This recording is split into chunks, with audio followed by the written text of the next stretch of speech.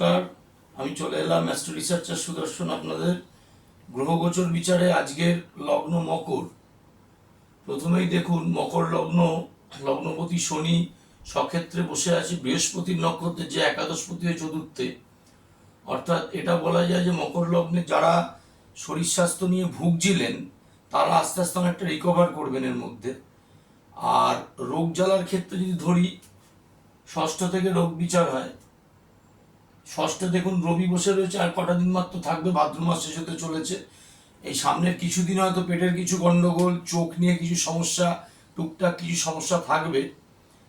তারপর আস্তে আস্তে জায়গাটা ঠিক হবে। শুধু একটা জিনিস খারাপ, সপ্তমে বসে আছে দেখুন শুক্র নিজের স্থানে বুধের সাথে, তার অধিপতি সে হচ্ছে নবমপতি এবং বুধের অধিপতি অষ্টমে।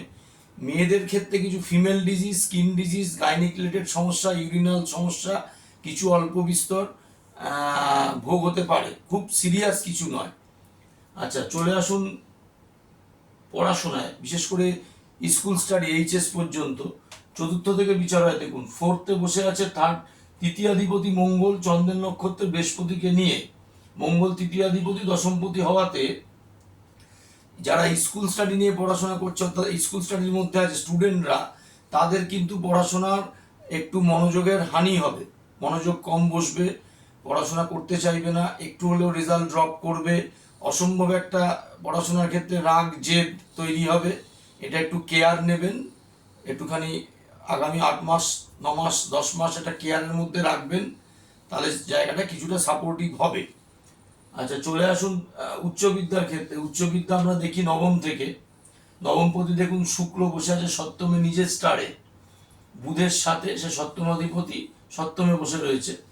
এবং বৃহস্পতি এদিকে চতুর্থে বসে আছে চন্দ্রের স্টারে মঙ্গল দশমপতিকে নিয়ে। অর্থাৎ যারা হায়ার স্টাডিজ করছেন এবং বিশেষ করে হায়ার প্রফেশনাল স্টাডিজ করছেন তাদের জন্য সময়টা ভালো যাবে। যারা বাইরে পড়তে যেতে চান, কোনোভাবে সুযোগ পাচ্ছেন না, সেই সুযোগ আসবে। বিশেষ করে যারা অ্যাডমিনিস্ট্রেটিভ কোনো কিছু নিয়ে পড়ছেন, ল নিয়ে পড়ছেন, একাডেমিক কোনো রিসার্চ ওরিয়েন্টেড স্টাডিতে আছেন, তাদের জন্য সময়টা ভালো যাবে। চলে আসুন চাকরি। চাকরি ষষ্ঠ থেকে বিচার হয়। ষষ্ঠে এখনো অবধি রবি বসে রয়েছে, এরপরে আর কিছুদিন বাদ থেকে ষষ্ঠ এবং দশমপতি শুক্র সপ্তমে নিজের স্টারে এবং বৃহস্পতি মঙ্গল একাদশের সাথে চন্দ্রের স্টারে। চাকরিজীবীদের ক্ষেত্রে নর্মালি ভালো যাবে, বড় শহরের সমস্যা কিছু নেই। শুধু দুটো জিনিস হবে, কিছু কিছু ক্ষেত্রে যাদের ছকে পঞ্চম নবমের দশা চলবে তাদের চাকরি পরিবর্তন হবে, চাকরি চেঞ্জ হবে, নতুন চাকরি পাবেন। আর যারা ট্রান্সফারের চেষ্টা করছেন, কাছে থেকে দূরে যেতে চান বা দূর থেকে কাছে আসতে চান, যাই হোক, মোট কথা ট্রান্সফারের চেষ্টা করছেন, তাদের ট্রান্সফারের ব্যাপারটা কিন্তু ত্বরান্বিত হবে আগামী কিছু মাসের মধ্যে। চলে আসুন বিজনেসে। বিজনেস সপ্তম থেকে বিচার হয়।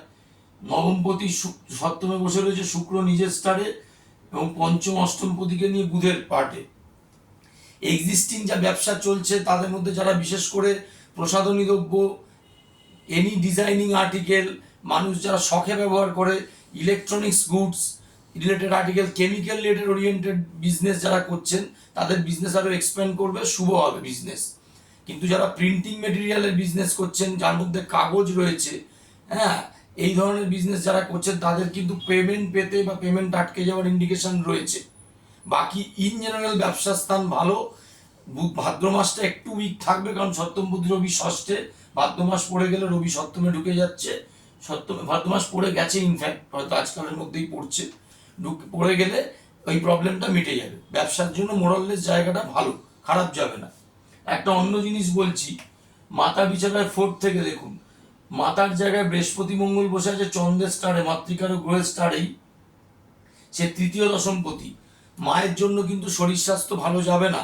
মায়ের ব্লাড প্রেশার, রক্ত সংক্রান্ত ডিজিজ, হ্যাঁ, সেরিব্রাম, হার্ট এই রিলেটেড, স্কিন এই রিলেটেড কিছু সমস্যা, ইনফ্ল্যামেশন, যে কোনো ধরনের ব্যথা বেদনা যন্ত্রণা, এগুলো নিয়ে মায়ের ক্ষেত্রে ভোগান্তি রয়েছে।